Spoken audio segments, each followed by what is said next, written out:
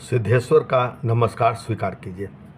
मैं अवसर साहित्य यात्रा के अंतर्गत आज एक पत्रिका के बारे में आपको बतलाने आया हूँ। साहित्य की सभी विधाओं की रचनाएं प्रकाशित होती है। कविता, कहानी, लघु कथा, लेख, तमाम रचनाएं इसमें प्रकाशित होती है। आप भी इसमें अपनी रचनाएं भेज सकते हैं। तो किसी पत्रिका के बारे में जब आप पूरी जानकारी प्राप्त करेंगे तब आपको सहूलियत होती है उस पत्रिका में अपनी रचनाओं को भेजने के लिए। इसलिए मेरी कोशिश होती है कि मैं किसी पत्रिका के बारे में, किसी पुस्तक के बारे में समय समय पर आपको मैं उसका संक्षिप्त परिचय देता रहूं, और उसके बारे में अंत में मैं उसका संक्षिप्त पूरा पता भी दूंगा। कमेंट बॉक्स में भी मैं पूरा पता दे दूंगा ताकि आप उस पते पर आप अपनी रचनाएं भेज सकें। तो आइए हम देखते हैं आज की पत्रिका अभिनव प्रयास, जो अशोक अंजुम के संपादन में प्रकाशित हो रही है। इस पत्रिका के बारे में मैं आपको संक्षिप्त जानकारी देता हूँ। इसके पहले मैं चाहूँगा कि आप हमारे चैनल को सब्सक्राइब अवश्य कीजिए ताकि हम हमेशा कुछ न कुछ नई जानकारियाँ लेकर पत्रिकाओं के बारे में, साहित्यिक गतिविधियों के बारे में आपके सामने उपस्थित होता रहूँ। आइए हम आपको परिचय करवाता हूँ अभिनव प्रयास से। अवसर साहित्य यात्रा के अंतर्गत प्रस्तुत है पत्रिका की समीक्षा के अंतर्गत सिद्धेश्वर की डायरी। देश की लोकप्रिय हिंदी मासिक पत्रिका आजकल, इस पर सिद्धेश्वर ने जो डायरी लिखा है वह प्रस्तुत है। पत्रकारिता जगत में साहित्य और संस्कृति की अनमोल पत्रिका है आजकल।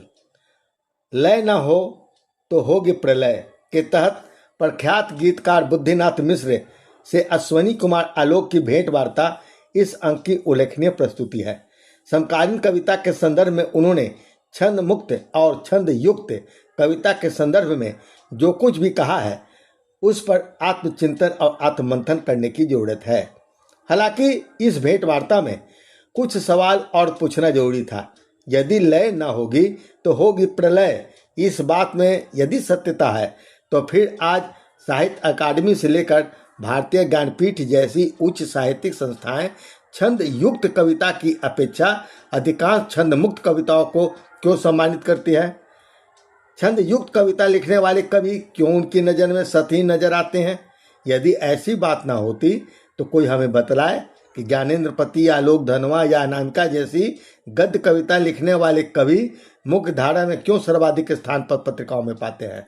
आगे जैसे श्रेष्ठ गद्यकार की पद्य कविता संग्रह छंद मुक्त कितने नाम में कितनी बार कैसे ज्ञानपीठ पुरस्कार से सम्मानित हो जाती है? कुछ ऐसे सवालों का जवाब भी ढूंढना होगा। तभी लय ना रही तो होगी प्रलय और गीत गजल एवं छंद युक्त कविता रहेगी तो जिंदा रहेगी कविता।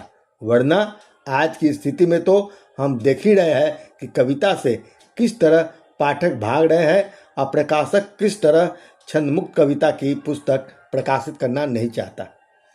छंद मुक्त कविता का भी अपना महत्व है। यदि वह निराला की भिक्षु की तरह छंद मुक्त होते हुए भी लयमय हो, मगर ऐसी कविताओं को संपादक प्रकाशक प्राथमिकता दे तब ना। सच तो यह है कि इस तरह के लयात्मक छंद मुक्त कविताओं को उपेक्षित किया जाता है और सपाट बयानी छंद मुक्त कविताओं को प्राथमिकता दी जाती है। हंस, वागर्थ, समकालीन भारतीय साहित्य, कथादेश आदि ढेर सारी मुख्य धारा की पत्रिकाओं में अधिकांश बोझिल छंद मुक्त कविताएं यानी सपाट बयानी कविताएं हमारी इस बात का सशक्त उदाहरण है।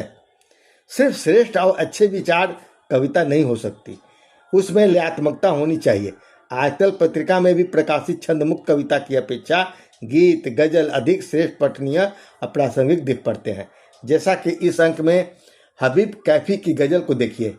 समझा था मुश्किल मगर आसान हो तुम, समझा था मुश्किल मगर आसान हो तुम, दूध पीते बच्चे की मुस्कान हो तुम, भर देते हो दाना पानी बेजुबां का, आदमी की शक्ल में भगवान हो तुम।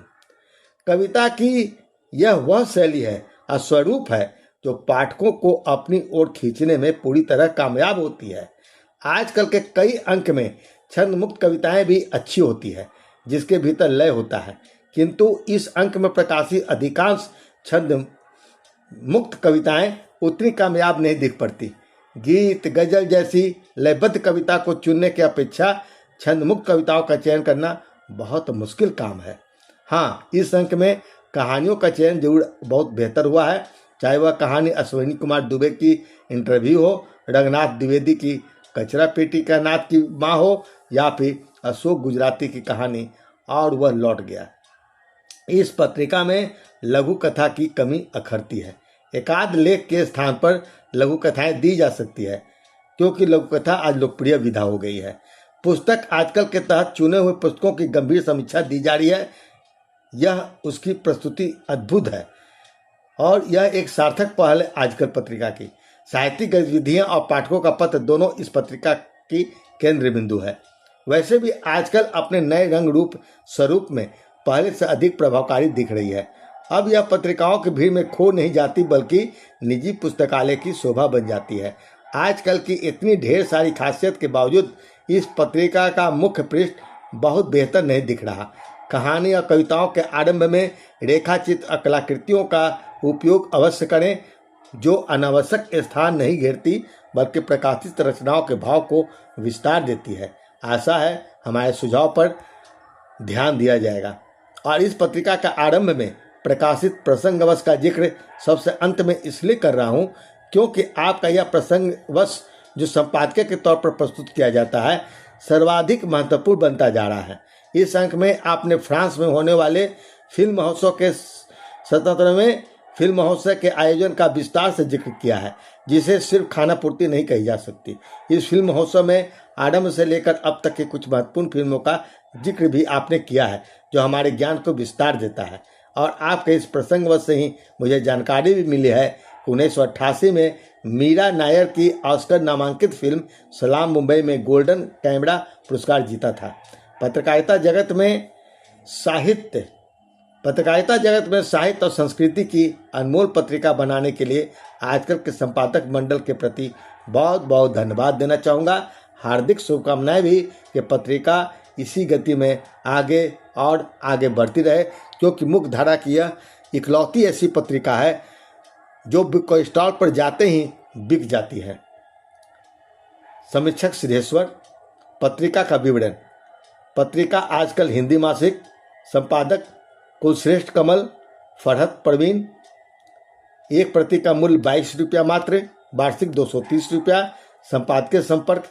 संपादक आजकल हिंदी मासिक, कमरा नंबर 601D, सूचना भवन, CGO कॉम्प्लेक्स, लोधी रोड, नई दिल्ली 11,03,000। ईमेल आजकलहिंदी@gmail.com। फ़ोन 01124362915।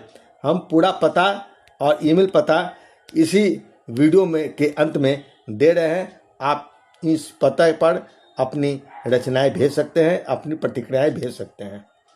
बहुत बहुत धन्यवाद आपका। हम पुनः अगले एपिसोड में कोई नई पत्रिका और पुस्तक की समीक्षा या परिचय लेकर आपके सामने प्रस्तुत होंगे। सिद्धेश्वर की डायरी के अंतर्गत आपसे मात्र इतना निवेदन है कि आप कृपया हमारे YouTube इस चैनल को सब्सक्राइब अवश्य करें, लाइक अवश्य करें और कमेंट भी दें, और बेहतर हम कैसे बना सकते हैं इस कार्यक्रम को। बहुत बहुत धन्यवाद आपका। नमस्कार।